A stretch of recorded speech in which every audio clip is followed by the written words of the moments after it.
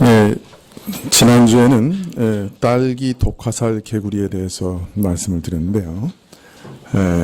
높은 나무 위에 있는 물그릇에 올챙이를 업어 나르고 그곳에서 개구리가 될 때까지 수정하지 않은 자기 알을 먹여 키우는 독특한 육아 방식에 대해서 지적 육아 방식에 대해서 말씀을 드렸습니다. 여러분들의 호응이 좋은 것 같아서 그 다음 시리즈 이 가위 개미에 대해서 오늘은 좀 말씀을 드리려고 합니다. 남미, 특별히 아마존, 아르헨티나 이런 곳에서 서식하는 이 개미는 이 위에 있는 그 턱이 가위처럼 강하다고 해서 가위 개미라고 불리는데요. 자기 몸무게 50배까지 들어올립니다. 그리고 웬만한 식물의 이파리와 줄기를 잘라낼 수 있는 힘이 있습니다. 이 개미는 여왕개미에 의해서 한 무리가 생성되면 몇 년 안에 지름이 약 30m가 넘는 지하의 둥지를 만들어냅니다. 말이 30m죠. 한 층에 우리가 보통 3m 잡잖아요. 30m면 10층 높이로 땅으로 기어 들어가고 폭도 10층 되는 어마어마한 지하 시설을 만들어낸다는 거예요. 여러분 상상이 가세요? 조그만 개미가 지름 30m 되는 그 둥지를 만들어낸다. 하여튼 쉽게 생각하면 10층짜리 아파트가 땅속에 묻혀있다. 그렇게 생각하시면 되죠. 그러니까 보통 600제곱미터의 땅을 차지하고 병들이 둥지까지 만드는 개미 군락은 지름이 80m에 이르는 것도 있답니다. 개체수는 통상 800만 마리까지 성장하고 어떤 자료에 보면 1000만 마리까지 이른다. 그렇게 얘기할 수 있습니다. 사람으로 치면 서울시만한 거를 하나 땅속에다가 만들어내는 거예요. 자, 이 정도 개체수가 땅속에 거대한 도시를 건설해서 살아가려면 제일 문제되는 것이 뭐겠습니까? 네? 식량이죠. 먹고 사는 문제가 제일 문제죠. 우리도 이 1000만 되는 도시의 사람들을 보면서 간혹 그렇게 생각하죠. 저 사람들 다 뭐 먹고 사나. 우리가 다 이제 먹고 사는 문제에 골몰하는데 800만 이상 되는 개미가 땅속에 10층 아파트까지 깊이 파고들어서 거대한 도시를 이루며 살 때 사실 먹는 문제가 제일 큰 문제입니다. 자, 그러면 이 개미들은 뭘 먹고 사느냐? 버섯을 먹고 삽니다. 그 버섯은 어디서 가져오느냐?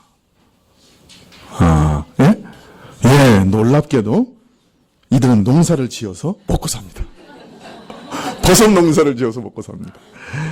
아마 인간 이외에 농사를 짓는 종은 이 가위개미가 유일한 것 같아요. 채집을 하는 것들은 좀 있지만 농사를 짓는 것은 인간과 이 가위개미밖에 없습니다. 자, 이 개미들은 나무잎과 꽃잎 등을 식물에서 잘라서 매일 수없이 많이 운반해 옵니다. 이들이 얼마나 많은 식물잎을 잘라서 운반해 오는지 남미 식물의 20%를 이들이 소모할 거라고 예측하고 있습니다. 그들이 이렇게 그 나뭇잎을 운반하는 곳이 몇 달 지나면 사람이 지나다닐 만한 길이 된대요.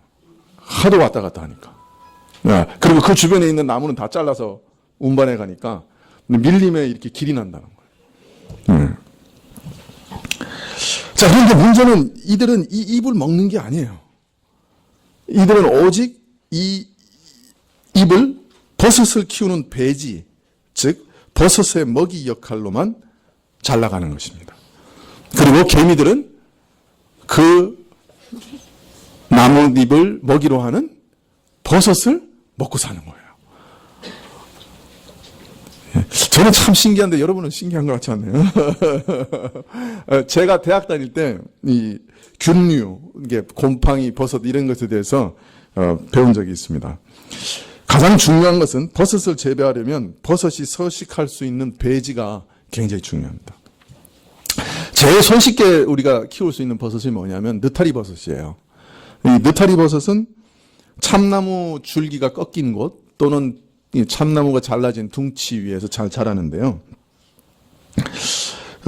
인공적으로 재배할 때는 톱밥을 사용하거나 또는 요새는 면솜 찌꺼기를 사용합니다. 그래서 솜 위에다가 이렇게 이제 종자를 심어가지고 키우는데요. 이때 중요한 것은 온도 조절, 습도 조절, 그 다음에 온실이라고 하면 환기가 절대적인 요소가 됩니다. 이 거미들은 버섯을 재배하기 위해 수많은 식물을 가져올 뿐 아니라 이 식물들을 입으로 잘게 잘라서 펄풀을 만들고 자신들의 배설물과 섞은 후에 그 위에 버섯 종균을 접종시켜서 버섯을 키웁니다. 여왕개미는 아예 독립할 때부터 꼭 버섯 종균을 입에 물고 나옵니다. 이때 중요한 것은 가져온 식물이 버섯에 맞는가 하는 것인데요. 만약 어떤 식물이 버섯균에 해롭다고 하면 가위개미들은 버섯균이 새로운 식물에 대해 어떤 반응을 보이는지를 재빨리 감지해내서 해를 끼치는 식물은 더 이상 수집해오지 않습니다. 더 놀라운 것은 같은 식물만 가져오면 그 식물들이 전멸할 것이기 때문에 어느 정도 같은 식물을 수확한 후에는 반드시 다른 종류의 식물을 수확해 옵니다. 인간보다 낫습니다. 그래서 식물의 전멸을 막습니다. 그리고 온도와 습도를 조절할 뿐 아니라 지상에 적절한 환기구들을 만들어서 공기를 순환시킵니다.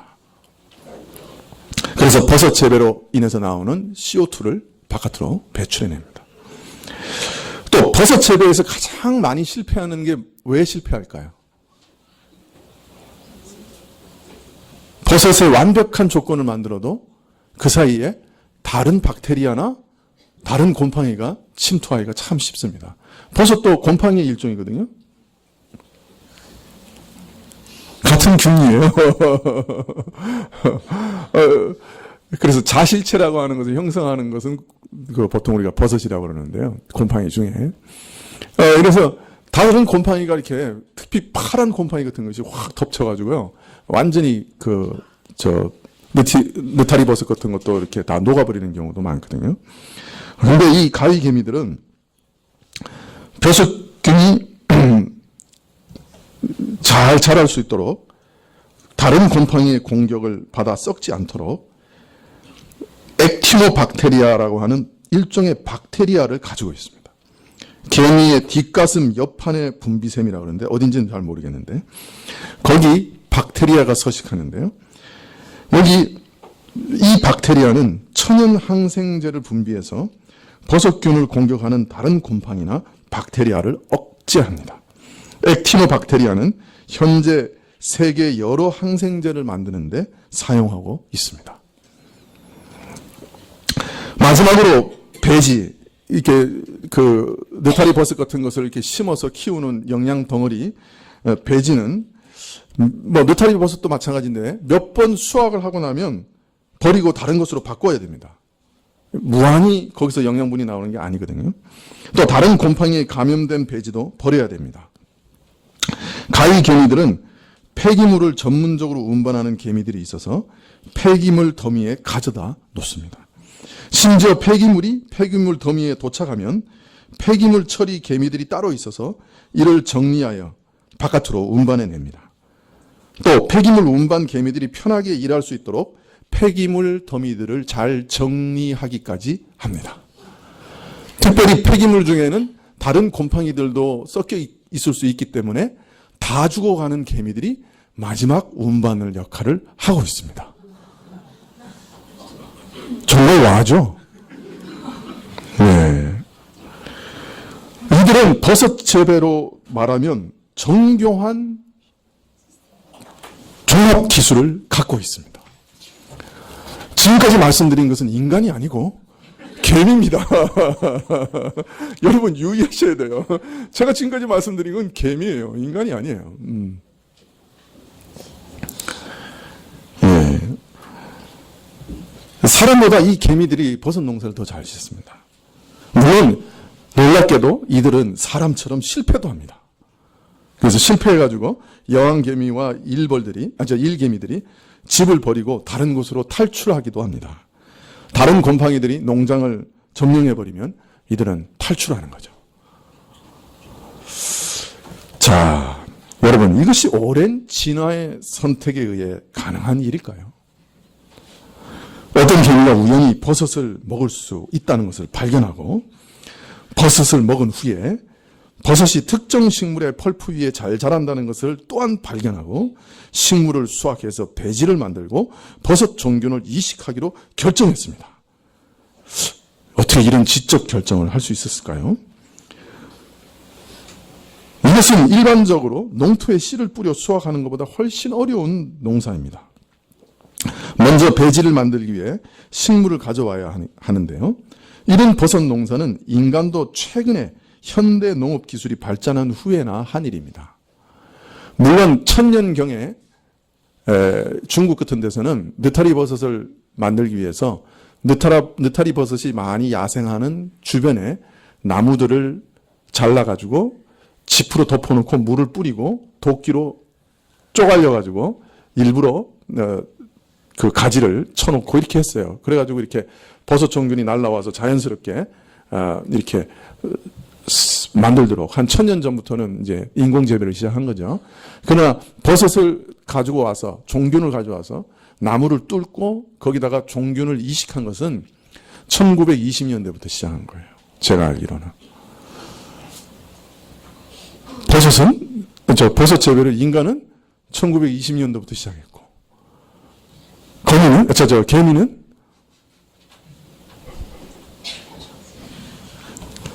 진화론자들은 사람도 1만 년 전에 우연히 씨를 뿌리고 농사하는 일을 발견했다고 주장합니다.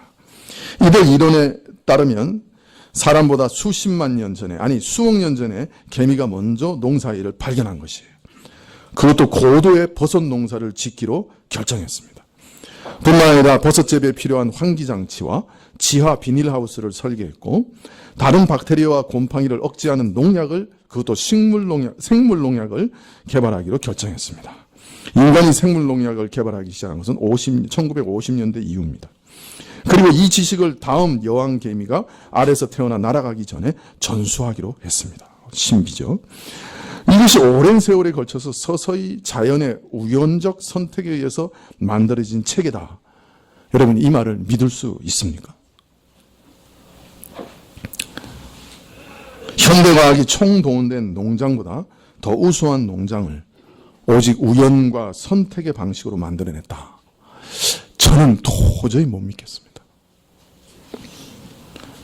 개미를 만드신 분이 이렇게 개미가 살아가도록 원래부터 완벽한 프로그램을 그 개미의 본성에 심어 놓았다고 믿는 것이 저에게는 훨씬 쉽습니다.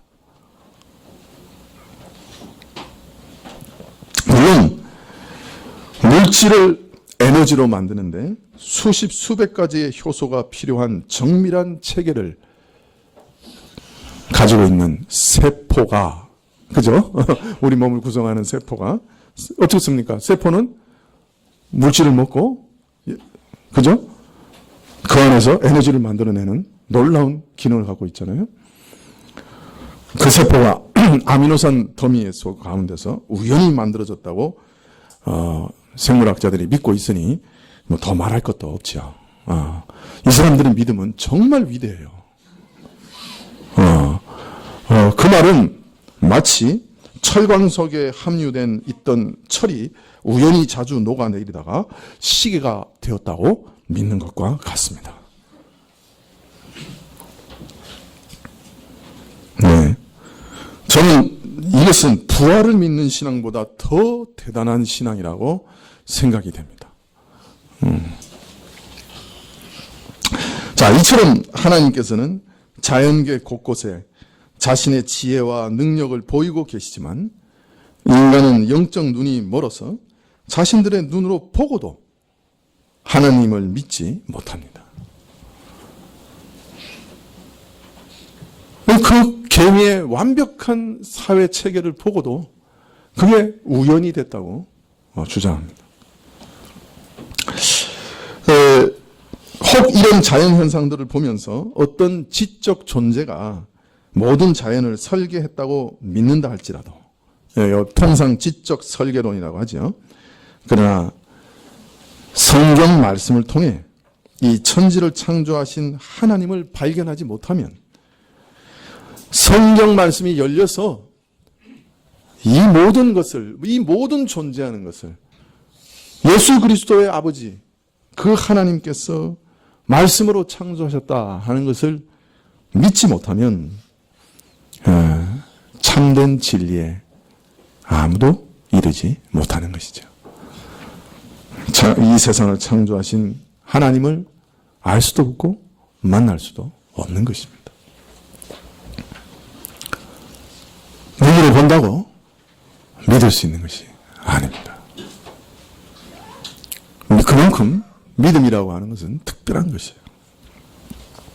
마찬가지로 지난 시간에 살펴본 것처럼 예수님의 부활을 눈으로 보아도 사람들은 믿지 못했습니다. 예수님의 부활 사건을 가장 먼저 목격하였던 무덤을 지키던 파수꾼들이 그랬고, 자신들의 모인 장소에 예수님께서 직접 찾아오셔서 예수님을 목격하고 그의 몸을 만져보고 직접 식사하시는 것을 뵌 제자들도 마찬가지였습니다. 제자들이 예수님의 부활을 믿게 된 마지막 수단은 누가복음 24장 44절부터 45절에 기록된 것처럼 예수님께서 저들의 마음을 여시고 저들의 심령의 눈을 여시고 구약 성경이 그리스도에 대하여 기록한 내용을 가르쳐 깨닫게 하실 때 비로소 저들은 예수 그리스도의 부활을 깨닫고 믿을 수 있었습니다. 예수님께서 몸을 다 보여주시고 손발을 보여주시고, 그죠? 생선까지 드셔도 의심하는 마음이 사라지지 않았던 것이죠. 예수님께서 저들의 마음을 열어 성경의 증언을 믿게 하시자 비로소 예수님의 부활을 깨닫고 믿게 되었던 것이죠. 우리는 눈으로 보면 믿겠다 그렇게 생각하지만 눈으로 본다고 믿어지는 것은 아닙니다. 그렇기 때문에 예수님의 부활을 직접 경험한 사람이나 말씀을 통해서 믿고 깨닫는 사람이나 본질에 있어서는 동일한 조건이에요. 자, 그런데 오늘 말씀 보시면 더 이상한 말씀이 나옵니다. 자세히 보시면 아주 이상한 말이에요. 28장 16절부터 보시면 11제자가 갈릴리에 가서 예수님의 명하시던 산에 이르러 예수님을 배웠고 경배하나 오히려 의심하는 자도 있더라.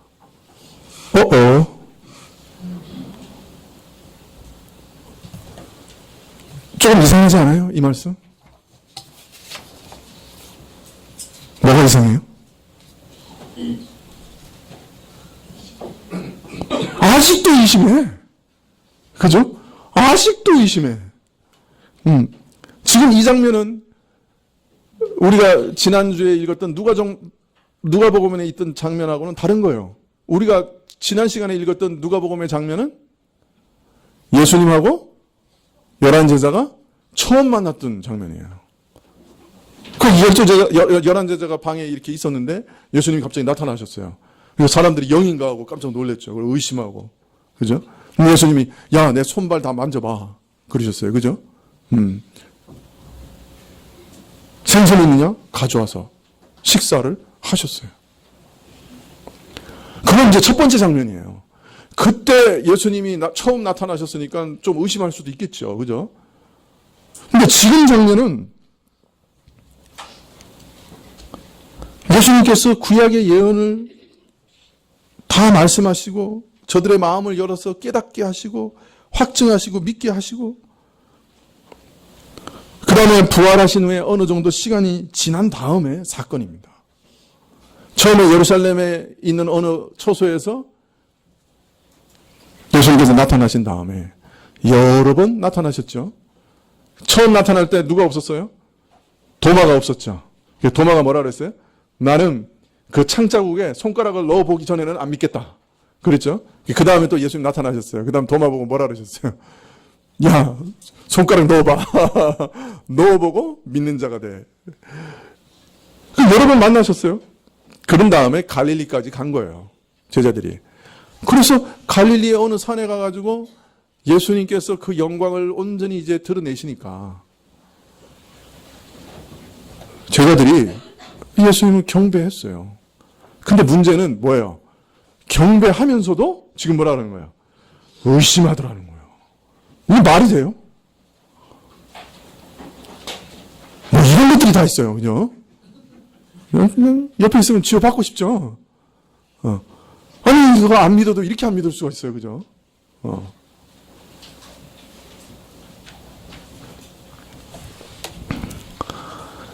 근데 이게 다른 사람 얘기 아니에요. 누구 얘기예요? 네?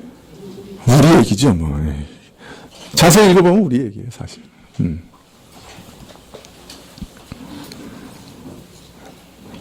자, 이게 도대체 무슨 말이냐? 예수님께서 부활하셔서 자신의 손과 발도 보이시고 심지어 창에 찔리신 자리도 보여주시고 생선과 떡도 드시고 저들의 마음을 열어 구약의 말씀을 깨닫게 하시고 믿게 하시고 이런 일들 한두 번 하신 게 아니고 여러 번 경험한 후에도 제자들은 여전히 의심하는 자들도 있었다.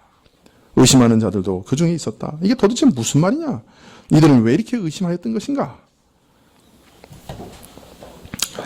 이처럼 제자들이 부활하신 주님을 여러 번 뵙고도 여전히 의심에서 벗어나지 못했다고 하는 것은 우리가 지금 생각하면 매우 이상하게 느껴질 수밖에 없는 일이지만 그러나 사정을 조금 깊이 들여다보면 충분히 이해가 되는 일이에요.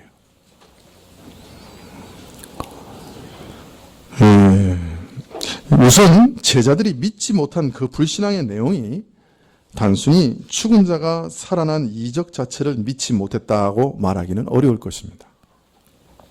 우선 죽었다가 다시 살아나는 단순한 부활은 이스라엘의 역사 속에서도 여러 번 있었던 일이에요. 그죠? 엘리야도, 그죠? 엘리사도 죽은 아이를 살린 일이 있었습니다. 요나는 물고기 뱃속에서 죽었다가 다시 살아났어요. 또 예수님도 죽은 여자아이를 살린 적도 있고, 그죠? 또 나인성의 과부의 아들을 살린 적도 있고, 얼마 전에는 죽어서 사흘 만에 냄새나는 나사로를 살리신 일도 있습니다. 제자들이 그거 다 경험했던 사람들이에요. 그러니까 사람이 단순히 죽었다가 다시 살아날 수 있다고 하는 것을 의심했다고 볼 수는 없습니다. 제자들이 가진 의문과 불신은 그 성격이 좀 더 복잡하고 깊은 것이었어요. 왜 이들이 예수님의 부활을 의심하며 혼란스러워했는가? 그것은 예수님께서 죽었다가 다시 사셨다고 하는 것이 너무나 큰 의미를 갖고 있는 것이기 때문에 그 의미를 생각할 때 의심이 되고 혼란스럽다. 그런 표현이라고 할 수 있습니다. 여러분, 우리 모든 인생은 다 범죄했죠. 그래서 그 범죄로 말미암아 죽음의 선고를 받고 있습니다. 그저 육신으로는 잠깐 살아있지만 우리 영혼은 이미 죽어 있는 것이에요. 하나님과의 교통이 끊어져서 죽어 있는 것이에요. 그리고 우리 영혼이 우리 육신을 떠나면 육신도 썩어져 버리고 영혼은 영원히 죽게 됩니다. 자, 그런데 영혼이 죽는다고 하는 것이 영혼이 꺼져 없어져 버리는 것을 뜻하는 것이 아닙니다. 그렇다고 하면 어떤 면에서 좀 편하겠지요. 세상에 그저 마음껏 내 마음대로 살다가 그냥 그 다음에 죽어 없어져 버리니까 그 다음에 영혼도 다 소멸해 버리고 인간에 대한 기억도 사라져 버리고 그러면 얼마나 편하겠어요. 육신은 비록 썩어 없어지지만 영혼은 그러나 죽지 않아요. 불신자라 할지라도 그 영혼이 죽지 않아요. 자, 그러면 영령이 죽는다고 하는 말은 무엇을 뜻하는 것이냐? 성경은 흔히 거지 나사로와 부자 비유해서 말씀합니다마는 그 부자가 뜨거운 불못에서 불 가운데서 괴로워하는 것, 그저 손끝에 물 한 방울 적셔서 내 혀에 대어 좀 서늘하게 해달라고 애원할 만큼 하나님의 맹렬한 진노 아래 말할 수 없는 고통을 당하는 것. 그 고통 속에 영혼이 존재하는 것. 이것을 영혼이 죽는 것이다 라고 말하는 것입니다. 흔히 불가에서는 이렇게 살다가 다시 환생한다 그래요. 소나 개나 돼지나 다시 환생한다. 사람으로 환생하기도 한다. 그런 얘기들 합니다만은 그거 다 거짓이죠. 또 어떤 사람은 영혼이 무로 돌아가 버린다. 그저 아무것도 아니고 없어져 버린다. 이렇게 얘기합니다만 그거 다 거짓입니다. 우리 영혼은 없어지지 않습니다. 제가 아마 여러분들 중에는 상가에 제일 많이 가고 장례식에 제일 많이 참여하는 사람일 겁니다. 지난주에도 제가 2번 장례식장에 간 것 같은데요. 아니군요. 3번 갔네요. 지난주 주일까지 합치면 제가 장례식장에 3번 갔네요. 자, 그런데 참 이상한 것은 장례식장에 가도 저는 제가 죽을 거라고 하는 걸 실감 못 합니다. 그 실감하면서 살면 제가 좀 다르게 살 거예요. 그런데 장례식장에 그렇게 많이 가고요. 지난주 주일날은 우리 권병희 선교사님, 우리 교회 몇 번 오셨잖아요.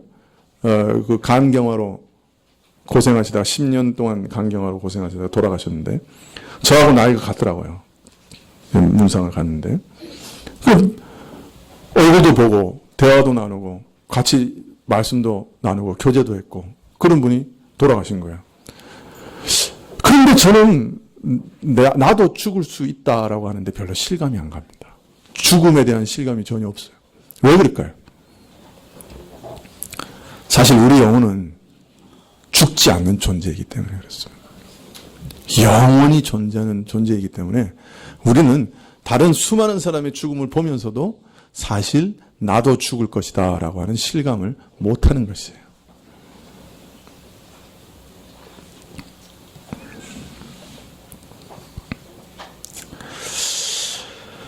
또 마지막에는 어떤 의미에서 악인이나 의인이나 믿는 자나 믿지 않는 자나 다 부활하게 됩니다. 몸까지 다 부활해서 믿는 자는 영생에 들어가고 믿지 않는 자는 불신자는 악인은 영벌에 영원한 사망에 들어갑니다. 영원한 사망이라고 하는 것은 아까도 말씀드렸던 것처럼 하나님의 맹렬한 진노. 그저 그 손가락 끝에 물 한 방울 적셔서 내 혀끝을 서늘하게 해달라고 애원할 만큼 맹렬한 진노 속에 영원토록 존재하게 되는 것이에요. 우리 인간은 다 이렇게 죽게 되어 있단 말이에요. 사망 선고 아래 있고 영혼은 이미 생명의 근원이신 하나님으로부터 끊어져 있습니다. 이렇게 죽어버렸어요. 그리고 앞으로는 영원히 그 무서운 죽음을 죽어야 하는 우리의 처지가 바로 그것이죠. 자, 그런데 죽은 자가 다시 살아났다 하는 말이 뭘 말하는 것이냐? 예수님께서 다시 살아나셨다 하는 말이 무슨 말이냐? 이 말은 참 놀라운 의미를 갖는 것입니다. 단순히 죽은 몸이 다시 살아났다는 정도가 아니라 그런 무서운 영원한 죽음 가운데서 다시 살아나셨다는 말입니다. 그 영원한 죽음에서 다시 살아나서 부활의 첫 열매가 됐다는 말입니다. 그 말은 무슨 말이냐면 우리 인생에게도 그 영원한 죽음에서 다시 살아날 수 있는 가능성이 열렸다는 말입니다.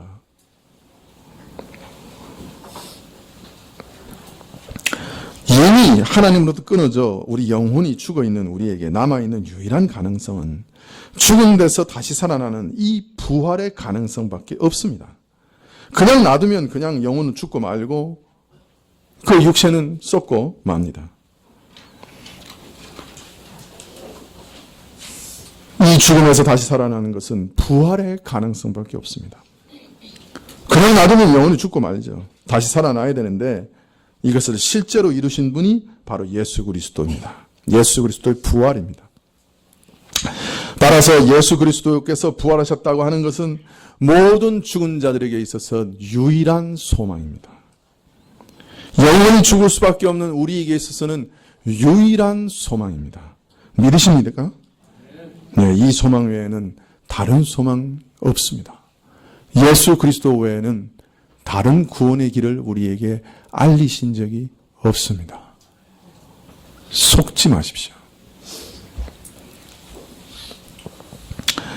사람들은 죽음의 무서움을 잊기 위해서 세상에서 죽기 전에 마음껏 놀고 먹자 하는 것이 그들의 주의입니다. 내일 죽을 것이니 오늘 먹고 마시자 하는 것이 세상 모든 사람들의 철학의 밑바닥에 있는 것입니다. 그래서 요새는 얼마나 놀기를 좋아하는지요. 아이들도 버스간에 타도 놀고 있어요. 뭔가를 보면서 놀고 있어요. 심지어는 걸어가면서도 놀고 있어요. 건널목 앞에서도 놀고 있어요. 그 위험한 건널목을 걸어가면서도 놀고 있어요. 제가 이 교회 앞에서 사람 별로 지나다니지 않는 길 가운데서도 몇 사람하고 부딪힐 뻔했어요. 왜? 놀면서 오고 있어요. 뭔가를 보면서. 악을 쓰면서 발악을 하면서 놀고 있어요. 왜요? 내일 죽을 테니까 오늘 먹고 마시며 놀자. 이것이 인류의 최고의 철학이거든요.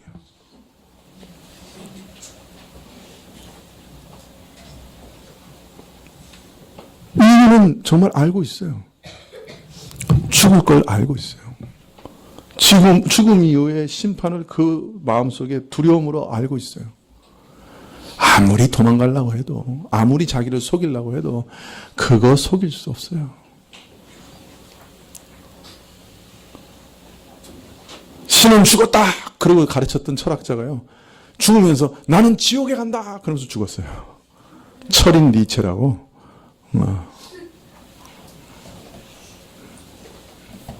죽음의 공포, 지옥의 공포를 이길 사람 없어요. 근데 세상 사람들은 어떻게 이겨요? 마약처럼? 술, 담배? 취해서 잊어버리는 거예요. 죽음의 공포를 어떻게든 한시라도 잊어버리려고 하는 거예요. 아편에 맞은 중독자처럼 고통을 임시방편으로 잊고 사는 거예요. 세상 것에 자기 자신을 온통 집어던져서 그 죽음의 공포를 잊고 살려고 하는 거예요. 그런다고 무서운 죽음을 피할 수 있는 것이 아니에요. 사람은 정신이 간혹 들 때마다 죽음의 무서움을 생생하게 생각하게 돼요. 여러분, 세월호가 왜 우리에게 이렇게 큰 충격을 줍니까? 어른들의 그 무지와 무능과 그 말할 수 없는 악독함을 보고 분노하는 것 일면 있지만 모든 사람들의 마음속에 언제라도 내가 죽음을 직면할 수 있다는 두려움이 엄습해 왔기 때문에 이렇게 충격을 주고 있는 것이에요.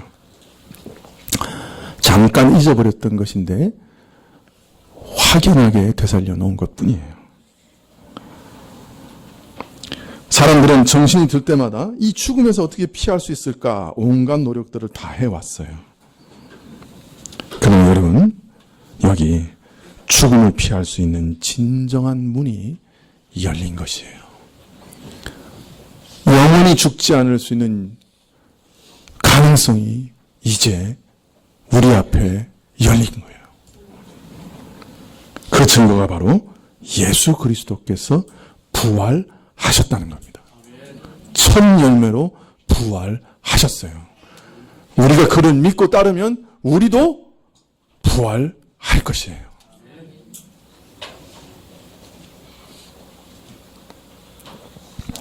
예수님께서는 자기 혼자 죽고 자기 혼자 부활하신 게 아니에요. 모든 죽어있는 자, 영원히 죽을 죄인을 위해 죽으셨고 이 죄인들을 다시 살리기 위해 다시 사신 것이에요. 모든 죽어갈 자들이 이제 살 수 있게 됐어요. 천사가 여인들에게 예수께서 죽은 자들 가운데서 다시 살아나셨다라고 말씀할 때 그 말씀 속에는 우리 인류의 소망이 들어 있었던 것이에요. 누우셨던 것을 보라.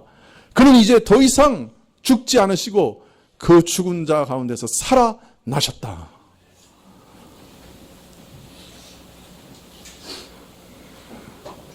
이 소망 주시려고 예수님이 오셨던 것이고, 이것은 인류의 역사를 뒤흔드는 선언인 것이에요.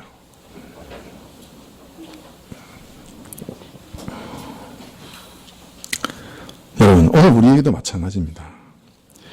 예수님의 죽으심과 부활에 대해 믿는다 할 때, 그것은 단순히 어떤 인간이, 의로운 인간이 죽었다가 다시 살아날 수 있는 가능성을 믿는 걸 말하는 게 아니에요.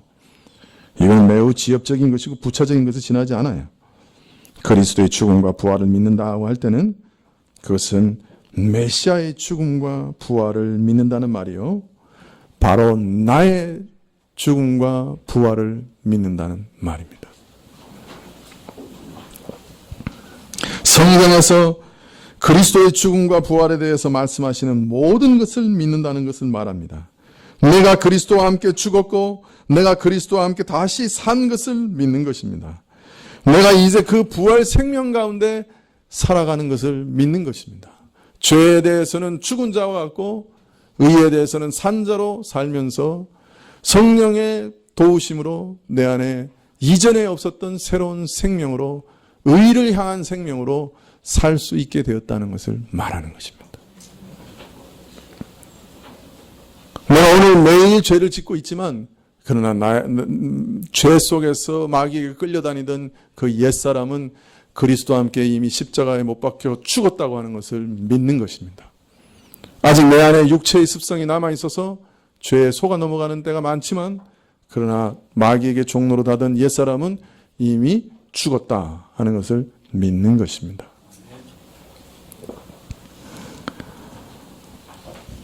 그리스도의 부활을 믿는다 하는 것은 죽은 인간도 살 수 있다, 그런 단순한 내용을 믿는 것이 아닙니다. 그리스도의 죽음과 부활이 갖고 있는 그 깊은 내용과 의미를 다 포함해서 믿는 것이요, 그 영광과 부활의 능력이 내게도 지금 임하며 경험할 수 있다고 하는 것을 믿는 것입니다. 그렇기 때문에 제자들도 잘 안 믿으셨던 거예요. 그 부활의 모든 내용이, 의미가 잘 안 와닿았던 거예요. 그걸 온전히 믿는다고 할 땐 우리의 믿음의 분량이 너무 적었던 거예요. 와, 정말 이게 가능한 일이야? 정말로 내가 앞으로 영원히 죽지 않고 몸도 다시 부활하고 하나님 나라에서 영원히 살 뿐 아니라 지금 내가 매일 죄를 짓고 있는데도, 그러나 죄의 종로로 타고 마귀의 종로로 타던 옛사람이 그리스도와 함께 죽었고 이미 내 안에는 하나님을 향하여 의롭게 살아갈 수 있는 새 사람으로 다시 부활했다고 하는 것이 정말이야?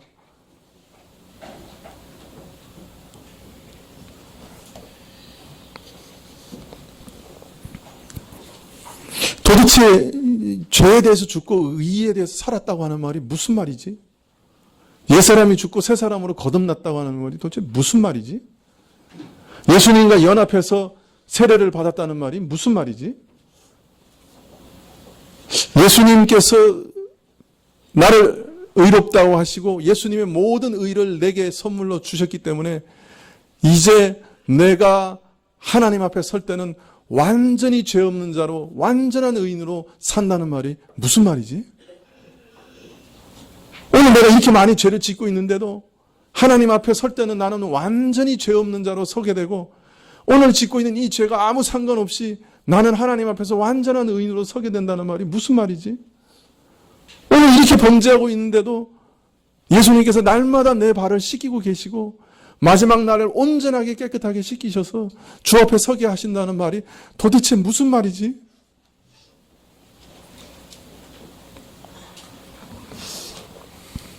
어떤 때는 의문과 의혹들이 있을 수 있고 상당 기간 동안 혼동을 겪을 수 있습니다.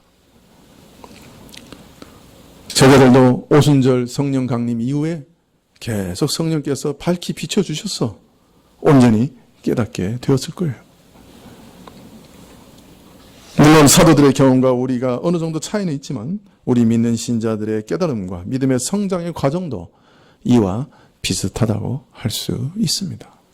이게 제자들만의 얘기가 아니고 우리 얘기이기도 한 것이에요. 우리가 부활에 대해서 얼마나 많이 들었어요? 그러나 그 부활을 내 것으로 믿고 내가 날마다 그 부활을 경험하는 그런 믿음에 이르기까지 우리는 더 많이 듣고 더 많이 깨달아야 되는 것입니다. 익히 아는 사실도 듣고 다시 들어서 그 참된 의미가 더욱 선명하게 내게 다가오고 더욱 뚜렷하게 믿어지는 일이 우리에게는 또 있는 것이에요. 기도하시겠습니다.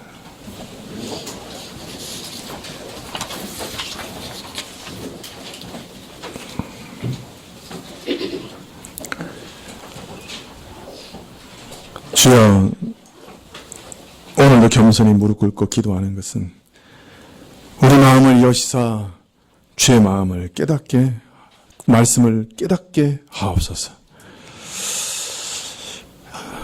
내가 지식으로 알고 있는 말씀들이 마음에 새겨지게 해 주십시오. 맛보게 해 주시고 만져보게 해 주시고 경험하게 해 주십시오. 아, 이것이 이 말씀의 뜻이구나. 깨닫고 누리게 해 주십시오. 그 믿음 속에서 내가 서 있는 자리를 굳게 서고 마귀의 모든 시험을 이겨내게 해 주십시오. 주의 말씀을 믿는 믿음으로 외치게 하옵시고 마귀의 모든 거짓말을 무너뜨리게 하옵소서. 우리 자녀들의 마음을 열어주십시오. 자녀들의 마음을 열어주십시오.